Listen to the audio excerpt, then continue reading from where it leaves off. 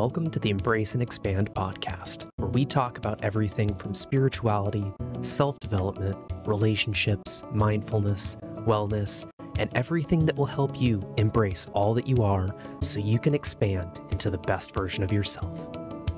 Hello, everyone. Welcome back to another episode of the Embrace and Expand podcast. The guest on this episode is a gentleman I recently connected with through a workshop he held locally here in Washington State.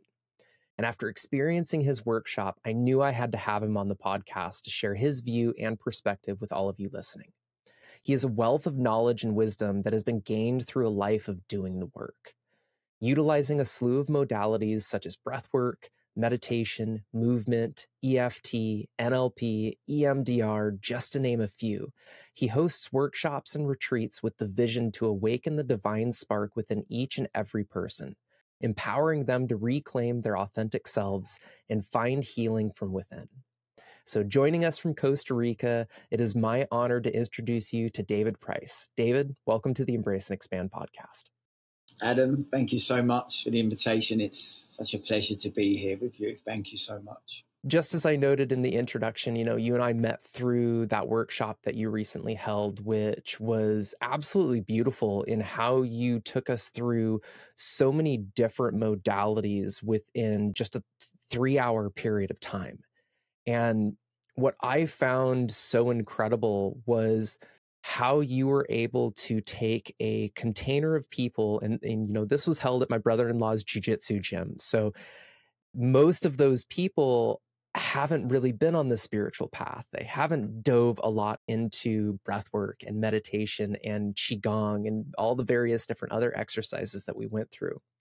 But to be able to see them all be so open, not only at the beginning, but even more so at the end, was just a miraculous thing to witness, and how you were able to just take us on that journey and give everyone just these little tidbits of information on how they can continue to improve their way of life, their internal balances of their energy, and just how that they can show up better for themselves and better on the mat. So would you take a little bit of time to kind of tell us a little bit about your backstory and kind of the path that you followed in order to get here? Absolutely. Well, thank you very much for the introduction. So going back to the beginning, I was born and raised in southeast London, and there was a lot of difficult paths to navigate. There was family trauma.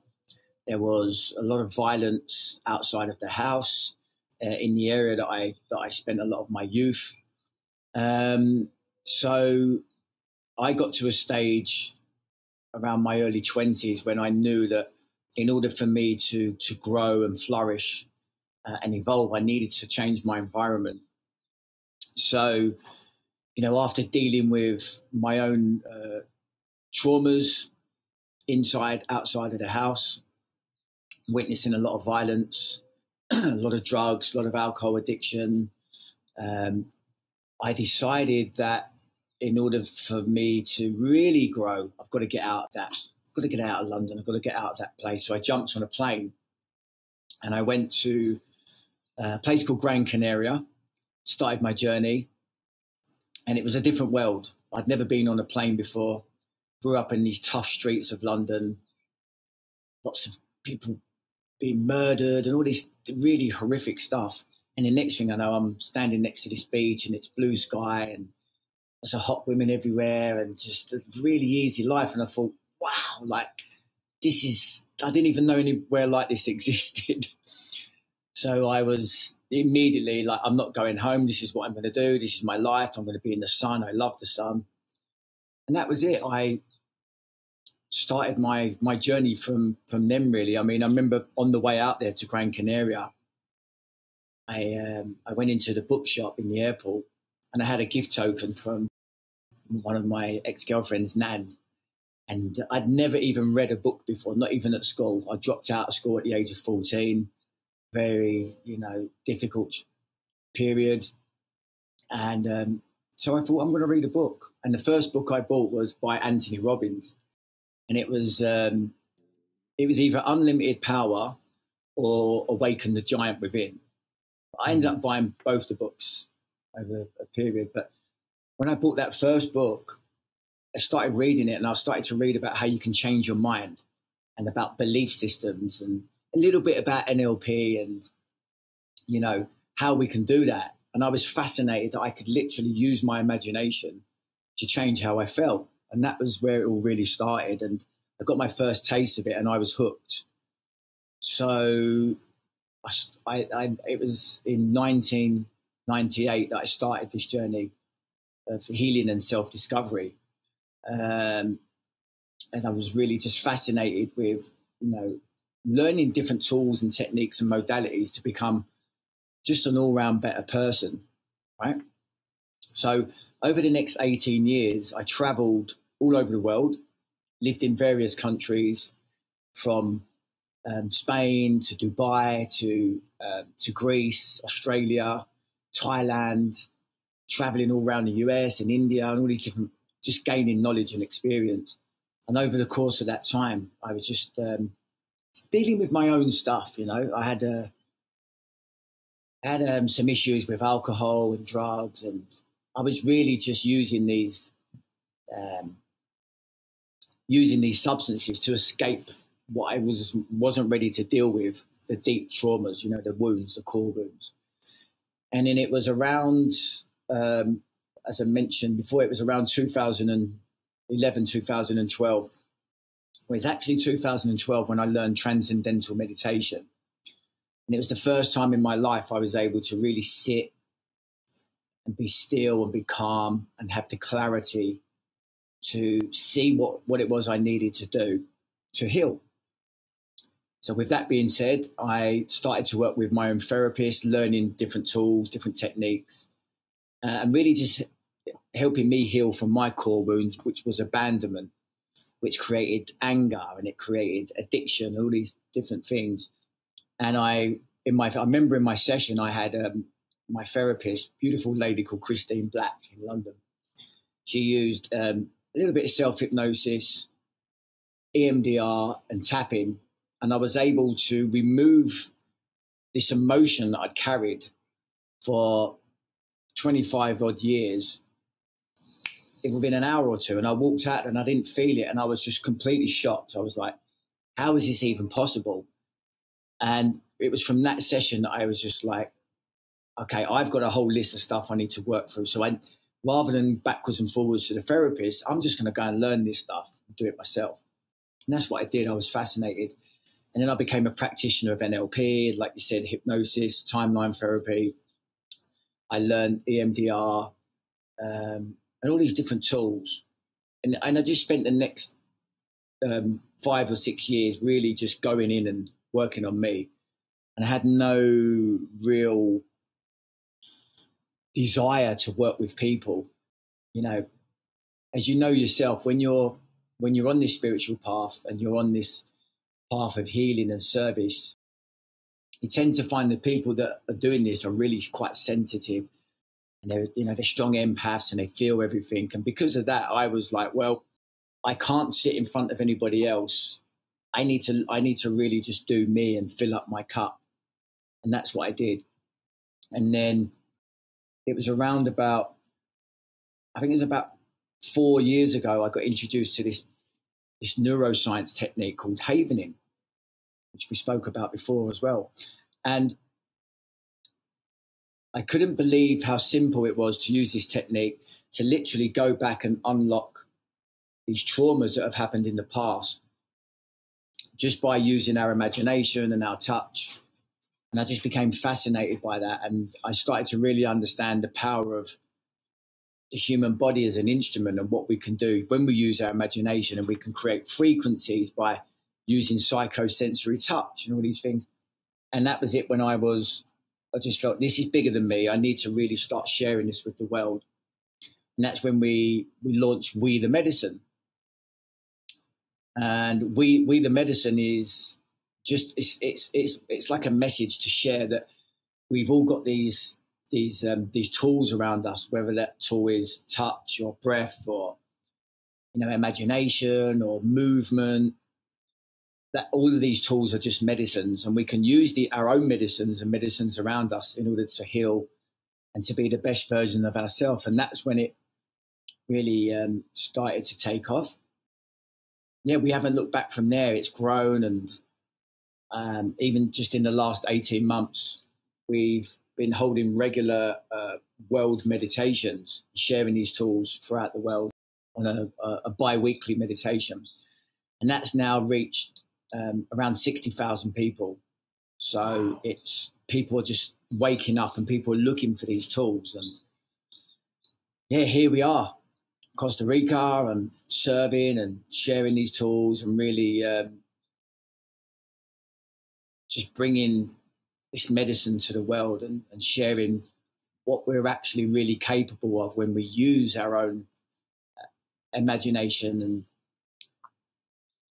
touch and all this type of stuff. Yeah. Yeah. That's such a beautiful story. And since you just briefly touched on the havening technique, that was a technique that was new to me going into the workshop and was beautifully powerful in its simplicity. Yeah. So I would love for you to dive into a little bit Oh more of man. that to tell the Well, listeners who maybe aren't familiar with that havening technique. sure. So let's just go back a few steps, right? So I'll try and give a little bit of a better picture for your listeners to give you an understanding of the power of this technique and what it's capable of doing, right? So one of the greatest hypnotists to come out of the UK is a guy called Paul McKenna. He sold around 60 to 70 million books, right? He's like the celebrity hypnotist and everybody knows who he is.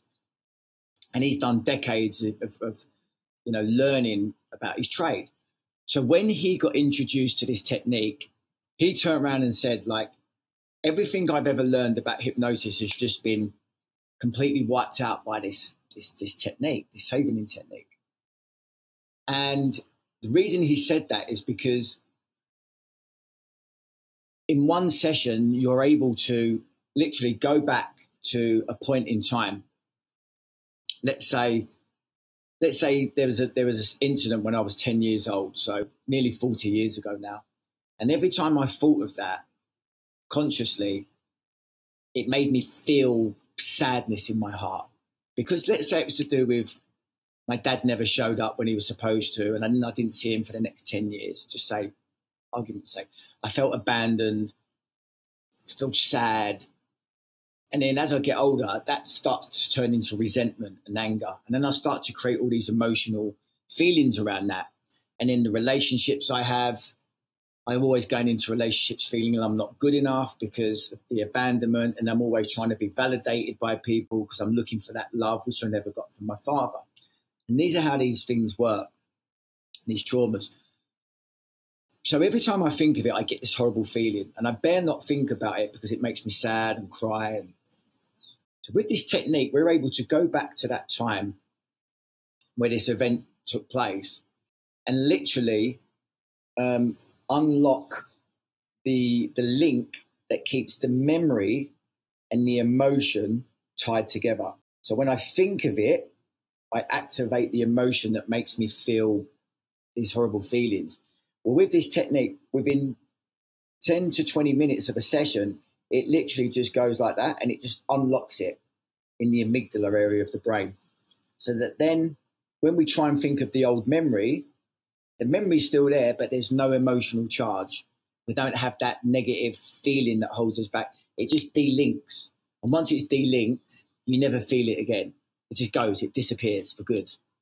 So I was like, when I heard about this, I was like, can this actually be true? Because if this is true, then this is doing what psychologists can't do in, 10 to 20 hours of talk therapy. We can do this in 20 minutes just by using our imagination and our touch without actually even having to talk about it. I was like, this is insane.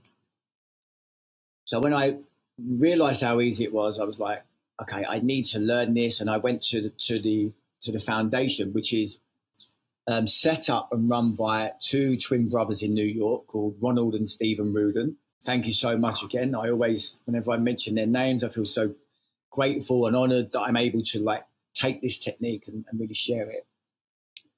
And what they did was they very cleverly understood how trauma, when someone has a traumatic event, what happens, Adam, is there's something called an EMLI. Now, EMLI is an acronym for an event that has a meaning, the landscape of the brain changes, and then there's a feeling of inescapability. So that's EMLI. So what they realize is that if something happens where someone feels fear, the moment they feel fearful, the landscape of the brain changes and the frequency of the body turns to gamma, which is the fastest frequency. And that gamma frequency takes the emotion of fear and it locks it into the amygdala, and it becomes what's known in neuroscience terms as either potentiated or encoded, and it becomes locked. So what they cleverly worked out is what if we can reverse engineer that? How do we actually unlock it? And that's what they did. And they found out that when you do this and this, under the skin, you have these what's known as psychosensory receptors. And when you stroke in the downward motion like that, it actually activates your body's deep sleep delta frequency, which is the opposite of gamma. It's actually the slowest frequency that makes you feel safe and calm. And it's actually only normally activated between 4 and 5 o'clock in the morning. So they realized that by doing this, you can activate this delta. And that once you've activated delta and it floods to the brain, if you use your mind to distract from what's actually happening, so if you're guided to go on, a visual meditation. So I may say, right, imagine you're at the beach and you can see the ocean and hear the sound of the waves and feel the sun. So I'm tapping into all the senses. The brain somehow knows what's going on and it produces a chemical, a calcium chemical that goes to the amygdala, and it just snaps this link. And it happens all the time. So it's a little bit, it's a bit geeky for the listeners, but in simple terms, if we have a trauma from the past that's keeping us stuck, we can literally use our own touch and our own imagination just to unlock it without actually saying anything. And it does it automatically. And this is what I mean about the medicine of the body and how much of a healing instrument we've got within us, and how that's led me to be so passionate about sharing this with the world and understanding that all we need to heal is within us and coming from the earth and around us. And that's it. The medicine is that it's whatever we need is already there. The breath, the touch, the imagination. I love it so much because, I love the geeky, nerdy aspect of it. Like, I love knowing kind of the ins and outs of really the science behind it, because for me, that really helps to solidify the intelligence that comes behind a lot of this information. And Sure. I do feel like a lot of these techniques are not new. It's not like they're being invented. They're just being rediscovered. And it's like the more that we can tap into that inner intelligence that exists within all of us, and allowing the body to know what it needs to process through and where those links are, and giving ourselves the permission that we can actually use, just like you said, our own medicine to unlock those blockages, to remove them out of our bodies so they don't have to keep us in stagnation. They don't have to keep us in depression. They don't have to keep us in all of these lower levels of consciousness, but can instead unlock us to be able to expand into those higher levels of consciousness and the areas in our life in which we're meant to continue to progress, instead of just keeping in that same comfort zone over and over and over again. Oh, yeah. Yeah, you're absolutely spot on. These, for me, like, that's why we have a retreat coming up in January, which I'll talk more about in a moment, but that's called Remembering the Self, right? So in shamanic spirituality, which goes back 100,000 years, which has absolutely zero uh, to do with, has nothing to do with religion. And this is all about remembering the self, dismembering the versions of ourselves, the concepts of ourselves, and who we think we are, and all our limiting beliefs, and remembering this self, remembering, like you said, this information and knowledge goes back, 100,000 years, and the beauty of living in the age that we live in now, going into the age of consciousness, but we've now got the tools and the science to actually give us data and show what happens inside of the brain and what happens when we do this, where that wasn't the case before. So I think that when you bridge ancient wisdom or ancient technology, because for me the heart is ancient technology, when you bridge that with modern neuroscience tools, you can really like move mountains. So Yeah, I love that you reference to the heart as an ancient technology, because that's something that has started to come into my awareness. Like I come from a technology background, having spent almost 20 years in the high-end home theater industry. And so for me, technology has always meant modern things. It's always meant new innovations that the human has created. sure. But in more recent times, within the last year or so, the word technology has come into my awareness in many different forms. Like the breath is a form of technology. Mm-hmm. Yoga is a form of technology. Just as you said, the heart is a form of technology. Language could be considered technology. So all of these various different aspects, when we can learn to broaden our view on what technology actually means, it allows us to kind of like let go of the necessity around technology being something that's physically tangible. Instead, Sure. technology can be something that it can exist with inside of us. It can exist in nature. It can just exist in the presence of being there in the moment. Sure. Absolutely. And it's interesting that you said, coming from a technology background, that's where when you hear the word technology, what it means to you, you know. It's the same with the word remembering, what it means to me. When I was, years ago, before I discovered shamanic spirituality, remembering means, when you remember something, so you don't forget it, you remember it, right? And when you actually go back to the word remembering, is in shamanic spirituality is like literally dissolving the body, dissolving the ego, dismembering, and then remembering into your authentic self.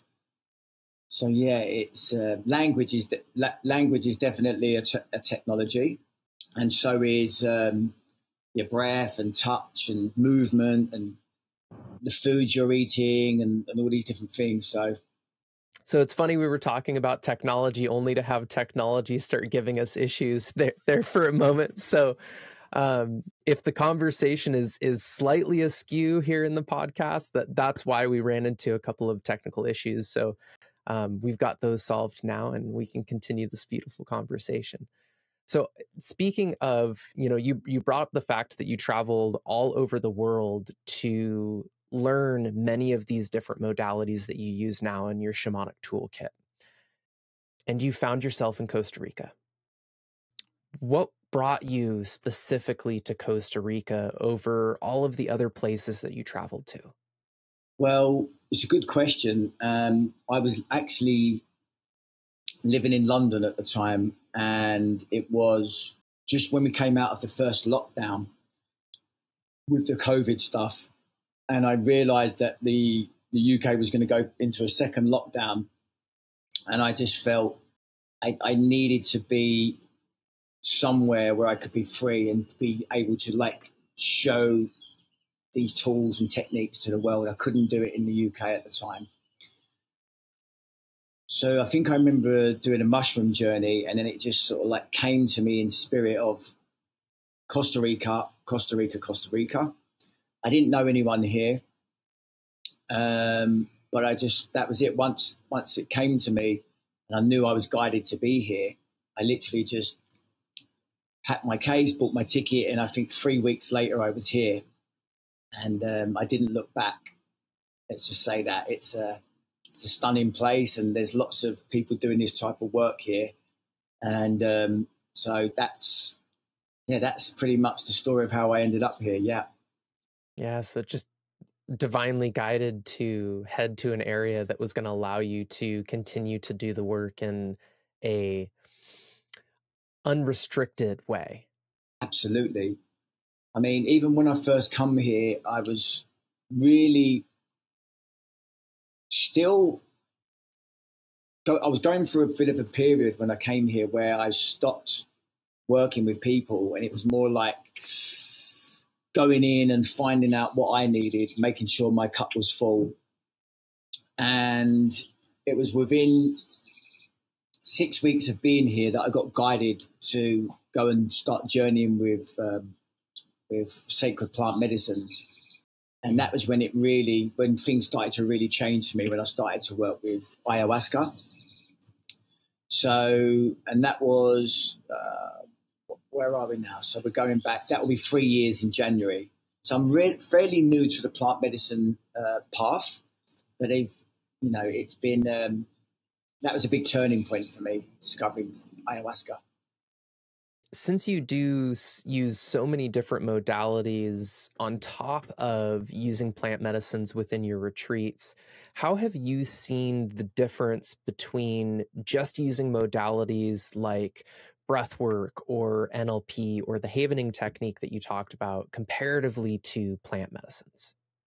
It's completely different, right? So it's like every medicine that you use, whether it's plant medicine, medicine of your voice, medicine of your touch or your movement, every medicine that you use is going to have a different effect. It's going to be a different tool, right?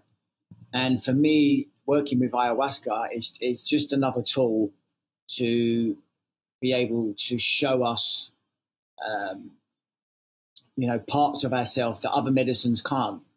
So, like working with your breath is a really, really powerful tool to go in and to move energy around and really create space. And with ayahuasca, it's got its own spirit that goes back, thousands of years, that can do what other things can't do. It's so all these different medicines work in different ways. The havening technique's got its own way. When you use these tools along with plant medicines, it's so profound, Adam. It's like you can't imagine how quickly you can heal wounds from the past alongside the plant medicine. So, for example, I'll give you an example of what I mean with this, which is coming through to me.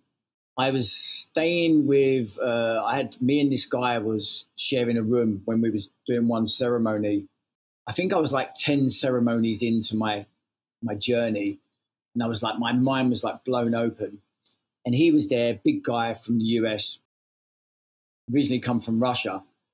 And I remember him sitting next to me in the ceremony, and he was drinking like big cups, knocking them back, and he just wasn't moving. He was just like sat there like this. And when I got back to the room, I said to him, is everything okay? And he was like, yeah, it's fine, but I don't feel like the medicine is actually doing anything to me. It's not giving me what I've come for. And we got talking, and I asked him like what it was that what is it that, why is it that you're here? And he opened up to me, and he said, my girlfriend, she left me for another guy 6 years ago, and I've never got over it. I've been getting counseling and therapy, and the last resort was to come to the jungle and drink ayahuasca to see if it can help. And it hasn't. And to be honest with you, I feel quite suicidal about it, and I don't know what I'm going to do. Now, in the back of my mind, I know I've got this tool that can unlock this stuff. And that's how it comes sometimes. The universe just puts people in front of me, and I have to make a decision, right, what do we do? So I shared with him, I said, look, can I share something? I've got this tool. It's really powerful. And if you want, I'm happy to gift it to you in a session, and we can do it right now. I explained to him what it was, and he said, okay. And I remember it very clearly. It literally took 5 minutes from when we started to within 5 minutes, he went from a 10 out of 10 in the feeling of like anger and sadness and guilt and shame. Literally, it dropped down to a 0 instantly, because with the plant medicine, what it does is it opens the portals, as you know, and it makes you more susceptible to information and whatever's needed. So when I used the Havening technique, literally after an ayahuasca ceremony, it was an instant de-link. And then I said to him, within 5 minutes, how do you feel now? And he was like, I don't have that feeling. It's the first time in my life. And he was crying and hugging me. And so the point is, he came to drink ayahuasca for that purpose, done 3 ceremonies, drank 3 cups on each ceremony. He didn't get what he wanted. And then this technique gave him what he wanted in conjunction with the ayahuasca, and it unlocked it instantly. So there's no comparison like what's better or what's worse, but everyone's different. And sometimes we have to have these like tools, ayahuasca, breath, touch, to be able to get where we need to get to. So yeah, I think they really work well in conjunction with each other, what they do. And that's why we do it. When we do these retreats, we have like these workshops that run alongside the medicine. So it's really well thought out. And then we understand that, especially with the plant medicine, there's so many retreats here in Costa Rica and around the world where you come, you get thrown into like a room, you drink your medicine, and then your next thing you're on a plane going back into your normal environment, and you don't have the tools, you don't have the integration techniques. So we understand that, and it's very important for we the medicine and our retreats to teach people over the course of 7 or 8 days the different tools, the different techniques, and so that when they go back, they got these modalities where they can integrate the learnings and teachings that come through the plant medicine, and that really, really helps to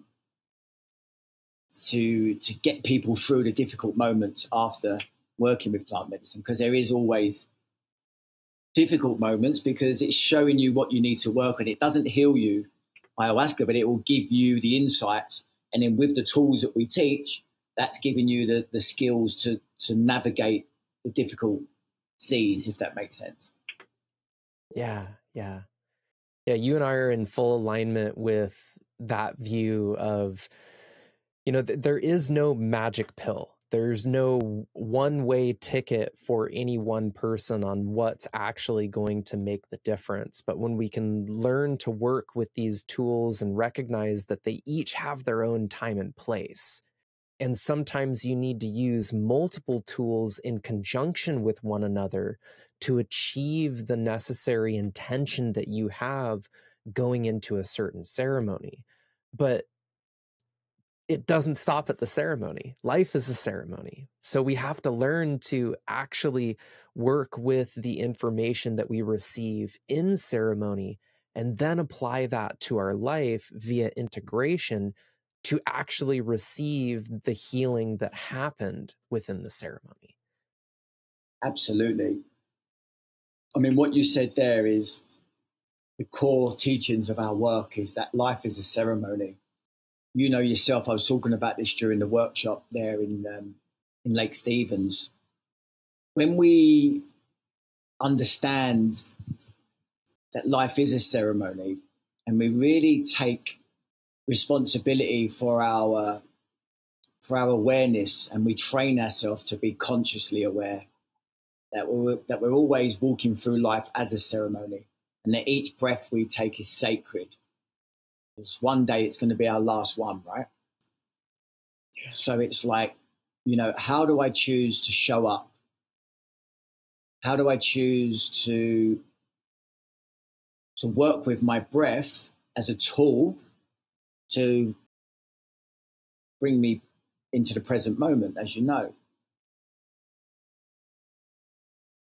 So it's really interesting that you share that about life being a ceremony, because it really is. Because it doesn't matter how many cups of ayahuasca you drink, or how many, meditations you do, or how many yoga retreats, or whatever it is, how long you can sit for 30 minutes in the morning and meditate and go deep and feel amazing and feel great. But for the rest of the day, until you sleep, if you're not mindful and you're going back in your mind and you're not in your heart, you're going to be either living from the past or from the future, right? Because you're not present. And in the past and the future, there's where the anxiety is and the fear and the guilt and the shame. So a big part of our work is the medicine of being mindful, the medicine of using the breath to be present, and understanding that the word breath work doesn't have to be about stimulating ourselves and creating these these psychedelic moments within us, which we can do with the breath, as you know, right? But for me, it's understanding that there is multiple breathwork techniques, and one of them, for me, is the most important one, is to mindfully breathe, to practice being mindful with the breath and using the breath as a tool to slow down our nervous system and to become safe, to become peaceful. And that takes practice, because when we start to learn about these tools, as you know, we've had decades of learning to breathe shallow and to be in the mind and to be in fight or flight and ready for doom and gloom. And it takes time and patience to remember to breathe slowly, so we can be, the observer of the mind, and to be the observer of life as opposed to being in it. And for me, it's always the breath that is the tool to bring about the ceremony in our daily lives. To be mindful, to be present, is always through the breath, slowing down the breath, and to be patient with that knowledge. It takes time. I remember when I realized this around 6 years ago, and I understood the power of it. I was like, how do I do this? Because I can breathe slowly for about 2 or 3 minutes, and then I forget, and I'm back in the mind, and I'm just like being triggered, and I'm 100 miles an hour. And it's just a practice. Set alarm on my phone to go off every 1 hour. Just said breathe, and then I slow my breathing. And at first, I could do it for a few minutes, and then it'd be 5 minutes, and then 10 minutes. And now, years later, I'm so much better at that. But then there's still a huge percentage of my time where I'm not mindful, I'm not breathing, and it's just a practice, right? I've learned not to be hard on myself and to be patient and be gentle. It's just a training. We're all just training. That's all it is. Yeah. There's so many things that you just said there that I want to touch on. And the first is really viewing the breath as a technology. That with any technology, and using technology in the terms of, our modern day technology, you have to do things in a certain way in order to have things work. The breath works exactly the same way. And I've had so many people, as I've continued to share about being a breathwork practitioner and using this modality to help people, is I've had some people comment like, I know how to breathe. Why do I need to come to you? And the question I always pose them with is, but do you really know how to breathe? Are you breathing through your nose or breathing through your mouth? Are you breathing shallowly in the top of your lungs? Or are you breathing it all the way deep down into the lower part of your lungs and your diaphragm? Are you consciously breathing? And when you start to ask those questions to people, it gets them to start to realize like, oh, maybe I don't actually know how to breathe. Maybe I'm never actually consciously aware of how I'm breathing, but just allowing my body to breathe how it wants to breathe. But if the body is constantly in the sympathetic nervous system, it's constantly in fight or flight, it's not going to breathe in a conducive way that's going to help to regulate the nervous system. Absolutely. You're spot on. And this, just to talk a little bit more about the breathing, it's so interesting that if we bought a nice car, right, and someone wants to borrow our car, we say, yeah, there's the keys, but just be careful. When you go to the garage, it takes this type of fuel. It's very careful. Don't mess it up. And there's so much fear around that, right? But then with the understanding of the body being our vehicle, and that it's oxygen that we need in order to fuel this body. For the brain needs oxygen to work properly. Like this organ needs oxygen. The cells need oxygen. The organs, the right amount of carbon dioxide. But the average human probably breathes at around 5 to 7% of their optimum capabilities. So if you know that by increasing the quality of your breath increases how you feel, why do people not breathe deeper and breathe slower and breathe more conscious? Why is that? But we're more conscious about putting the right gas in our car. So it's like, where is the attention going? It comes down to just not understanding this instrument and what it needs. It's just an instrument, and it needs oxygen, and it needs the right fuel. And that's what it is. And it's no coincidence that you can just literally change your breathing for 10 minutes and you feel like a completely different person, as you know. And I always say to people, how did that feel? Oh, it felt great. I wasn't in my mind. I was in my heart. Okay, great. So for 10 minutes, you was able to stop the monkey mind, which you said you couldn't. So that means you can meditate, because that's mindful meditation. Oh, okay. That's that limiting belief gone. You was able to get the right amount of carbon dioxide in your blood, which means your brain is getting what it needs to feed, becoming more aware. So your whole physiology changing, your nervous system's being down-regulated, you're switching off fight or flight. How good does that feel? Amazing. Okay. So the next question is, why don't you do it more often? And that's the question where everyone gets stuck. Because if, for me, in my model of the world, if you can do it for 5 minutes, you can do it for 10, and then you can do it for 15. But it just takes practice, and it takes awareness. So everybody's got the ability to do it. It's just that we're so stuck in our minds that we don't honor ourselves and love ourselves enough to understand that we need to take care of ourselves.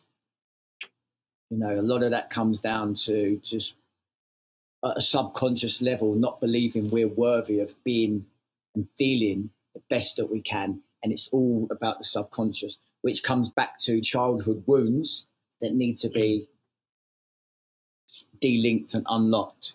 Because once you start unlocking those wounds, one by one, what it does is it cuts the chain that keeps you tied to the past. And for each one then you cut, your heart literally starts opening like a flower, and you see and feel love for yourself that you may never have felt.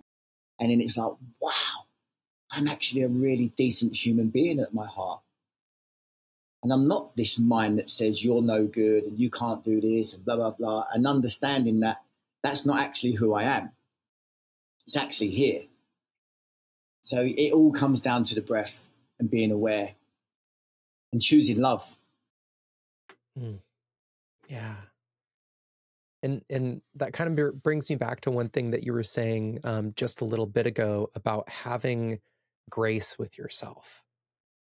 Because I look at that as that's the greatest form of self-love that you can give, is to give yourself grace, to recognize that this is a practice.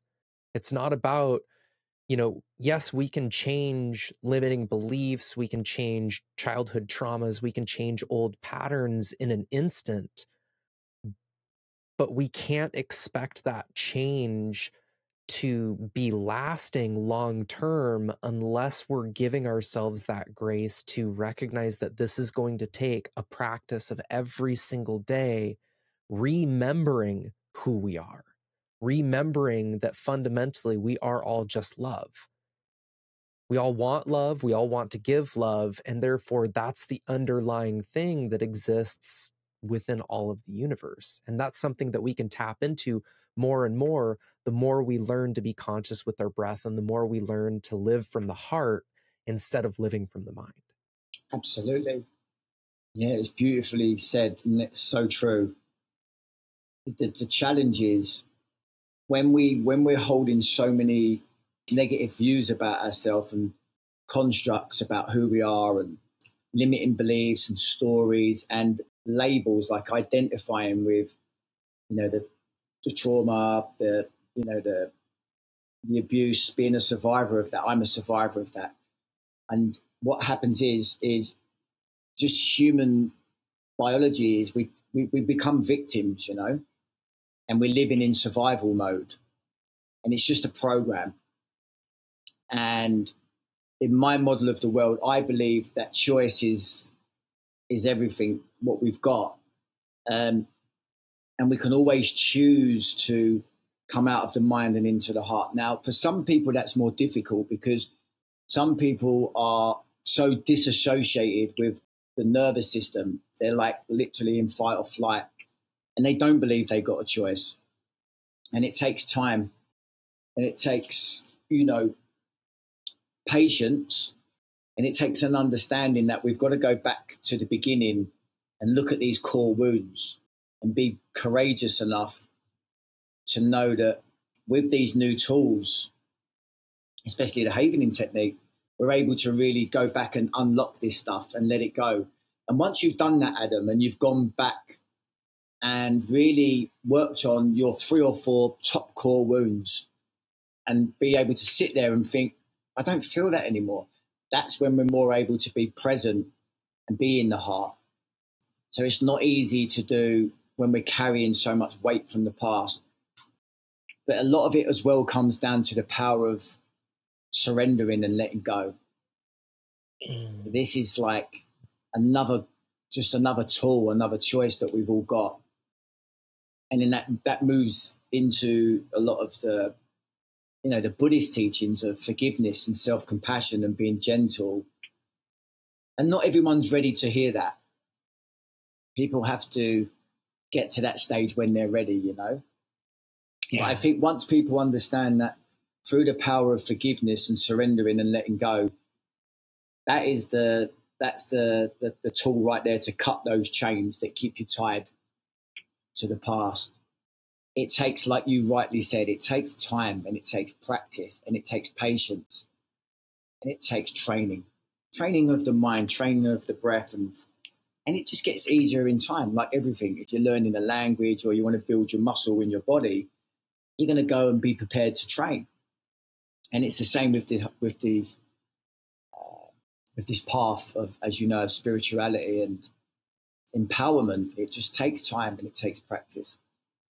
Such a beautiful reminder to really just continue to do the work no matter where you're at.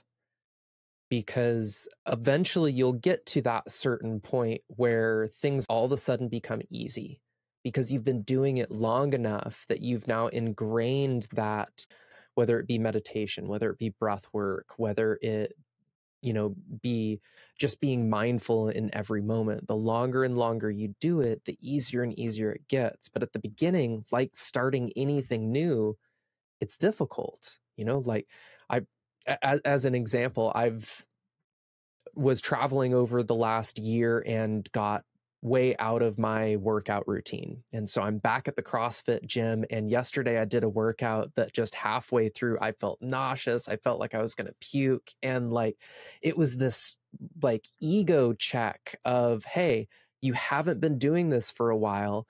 So be easy on yourself. Go slow. Start to slowly work back into it instead of jumping back in and feel like you should be able to do everything you were able to do over a year ago. And so that was a moment in which I had to recognize I wasn't giving myself enough grace. I wasn't giving myself enough time to slowly work back into it and allow that muscle memory to start coming back online. That's what the ego does, is it likes to cause suffering. That's its job. When we really become aware through our breath of what's going on, and we start to become the observer of the suffering, and we really look when we hear that noise saying, what's wrong with you? You're no good, or you can't do this, or you're too weak, or no one can love you. This noise that we have. Through the breath and being mindful, we can be aware of that. It's okay. I just noticed it. It's just a noise. I choose to be kind, and I choose to drop into my heart and be gentle and have compassion for myself. Yeah. You know? Yeah. Because I deserve that. I deserve love. I am love. I deserve love. And this is what I choose. Beautifully said. Well, I would love to ask you the embrace and expand signature question of, David, what did you have to embrace in your life in order to expand into the person you are today? The heart, very simply. Embracing the heart was definitely the answer to everything. Heart is for me is where our truth is. It's where the core of our being is always coming from our hearts. You know, when we think about who we are as a person and the emotions and the compassion and courage and love, it's always coming from here. And when you spend so many years in your mind, a lot of it is to keep you safe.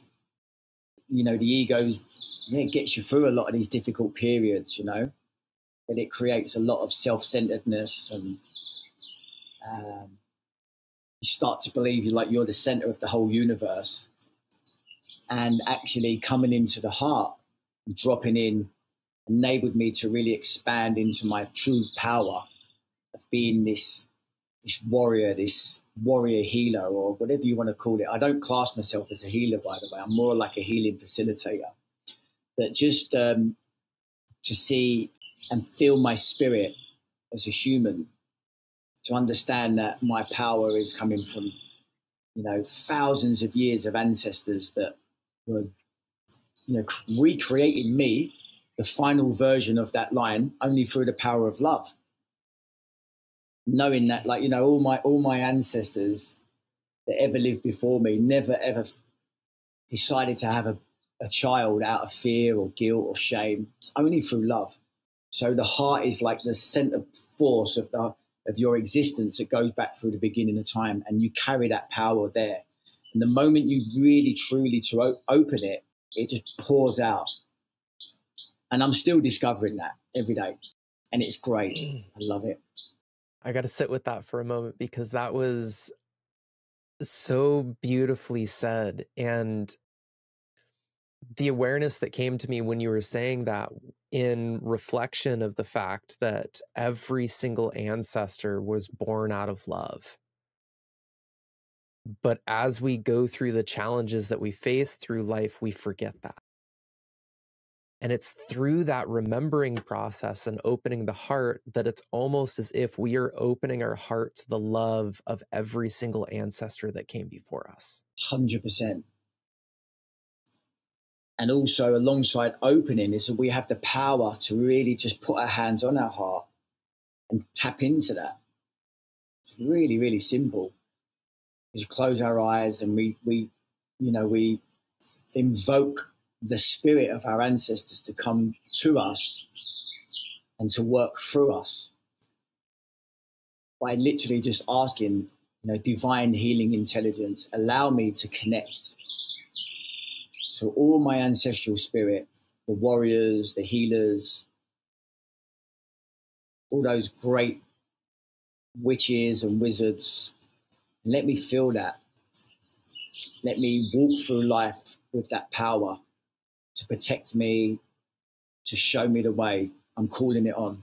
And just literally, that's your morning prayer, just to show you, you know, so that you feel that. So when you're walking through life, you're not alone. You're carrying all of this spirit, this protection, this guidance. That's a superpower right there that every single person has. Every single person. Oh, such great information. So, David, as we're kind of winding down to the end here, what would be one last piece of advice that you would offer the listeners to help them choose to live more from their heart? It's very simple. Just take a couple of minutes wherever you are, just to stop what you're doing, just to close your eyes, breathe into the heart. When I say breathe into the heart, what does that mean? It means imagine in your heart as this light, and you can give it whatever color you like, purple, gold, whatever color comes to mind. And as you breathe in, take an extra long breath, breathe into the heart and see the heart expanding. So what you would do is, what I would do is visualize the light becoming more brighter. See that getting a little bit bigger. And as you exhale, give yourself permission to become present. Breathing in, seeing the heart expanding. And as you exhale, just surrendering and letting go. And then with each breath you do that, just start to think about the spirit and the love that runs through your heart, that goes all the way back to the beginning of time. And you can start to think about your great grandparents and their parents and so on and so forth. And that every single person in that line contributed to who you are today. All that power, that wisdom and that knowledge. And you can just do that by going back 1,000 years and really just sending gratitude and love to all of those people. And your thanks, your deep thanks for everything they went through, all of the wars, the famines, like I said before. And just understanding that every single one of them was able to make it to reproduce for you to be here today. And that's going back without any pharmaceuticals, any mobile phones or Wi-Fi, people just living off this beautiful land, the planet Earth. And when you really truly send back gratitude and love, and you really send back thanks for that, to honor all those people to give you this life, and then you have gratitude, deep gratitude, and you send that back, the heart just pops open every time. You know, and that's only going back 1,000 years, but you can go back, goes back to the beginning of time. So all of that spirit and that essence is just within you, and you can just literally open the heart and allow it to pour out. And if you do that exercise for 2 or 3 minutes every day, your heart will just pop open, because you'll understand that it's bigger than you. It's bigger than your mind. This is like something else. This is like a miracle that you're even here. And to really understand that you're not going to be here forever. And with each breath that we breathe into the heart is another chance to be grateful and to feel that love and really feel your essence as a human, as opposed to just being in your mind. And that's the exercise, is just to drop into the heart. What a phenomenal exercise. Thank you for that, David. I will definitely be implementing that in my own personal practice. It's a game changer for me. I never felt deep gratitude and love until I did that. Because the moment you do that, what's happening is you're evoking the spirits. And I believe it's felt going all the way back. Because for me, we're never born and we never die. And this spirit is going to continue. It's like eternal, right? It's like an eternal flame in the heart that never goes out. And that flame is just culminating from all the way back. And we're the carrier, we're the guardian of that spirit and that light. So let's utilize it and allow it to be our superpower. Using the light of the heart as a superpower. I love that. I will be using that as a quote from you for ages here on out. So just before we go, I just wanted to share, if I'm allowed to just talk a little bit of coming retreat. So as you know, a couple of things. First is we've got this sacred plant medicine retreat, January the 5th to the 12th. If anyone wants to know more about it, just send me a message. I'm not sure how they'll get my details. I'm sure you'll put a link. And that's going to be 7 days here in the jungle with all of the tools I was talking about today, like structured throughout the 7 days. So it's like a healing and integration retreat where people come and do daily yoga, dancing, all the different meditation workshops, connecting to nature, to the elements. We've got a huge goddess pool on the land with fresh stream waters and a big saber tree. Very, very sacred, beautiful lands, working with the waters and the power of the healing waters. And then we do 3 ceremonies. And then after that, there's 3 months of integration where we have lots of online group sharing. So it's really, really powerful. That's working with sacred medicine, and that will start January the 5th. If anyone wants to find out more, just get in touch with me on that one. And then also, Adam, just before we go, just to tell you and the listeners about our 8-week program, Healing Our Inner Child. And this is online. So if anyone is interested to go deeper, learn these tools and techniques and really let go of this stuff and really step into their superpower, I'm happy to have a call with people and talk about the program. We're pretty full until November. So I only work with like 5 or 6 people like that, one-on-one in this program at a time. And that is, again, it's just a game-changing program because it's all the tools and techniques with lots of different tasks to do throughout the 8 weeks. And it teaches people how to become present, how to let go of this stuff, and actually how to use these tools yourself. And again, people want to find out more, just send me a message and we can have a call. I can tell you all about that. Really powerful stuff. So Beautiful. Well, and as always, listeners, I will have all of David's details in the show notes below so that you have direct access on how to connect with him via Instagram, through his website. I highly recommend checking out his offerings. He does also have a link through his Instagram to a couple of free resources as well, so definitely check those out. David, is there any last things that you would like to touch on before we call it for the afternoon? Just to say thank you for allowing me the opportunity to come on and chat with you. It's really good to connect with you at the workshop. And yeah, I look forward to, following you and supporting you, whatever that might mean and whatever you need. And yeah, just to stay in touch and building our friendship. So thank you very much, Adam. I really appreciate it. And yeah, it's been great to chat. Well, I greatly appreciate you taking the time this morning, David, and just for bringing your beautiful perspective on how we can live better lives through just connecting more with the heart, connecting more with the breath, and remembering who we are. I was going to say, just to finish off on the remembering thing, like we all have the power with one breath to dismember all the versions of ourselves, all the limiting beliefs, the self-doubts, constructs, how we view ourselves. With one breath, we can literally dismember that, and it's like killing that version of ourselves. And then as we breathe out, we can remember into a brand new version of ourselves and, choose how we want to show up. Just make a choice. I choose now to be in my heart. So with each breath, we can dismember and remember this authentic version of ourselves, our authentic self. It's all a choice. It's all a choice. Well, David, again, thank you so much for being here and so much for just taking the time today to share your wisdom, share your information. I speak for myself and the listeners of how grateful we are for your time.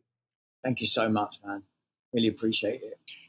Well, thank you all for listening to another episode of the Embrace and Expand podcast. Again, I'll have all of David's details in the show notes below, so you can get in contact with him if you want to dive down any of the paths that he has available to you. Thanks again for listening. Thanks for being here. If you really resonated with the information that came through today, please share this episode with your friends and family on your socials. Tag myself, Embrace and Expand, and David if you feel called.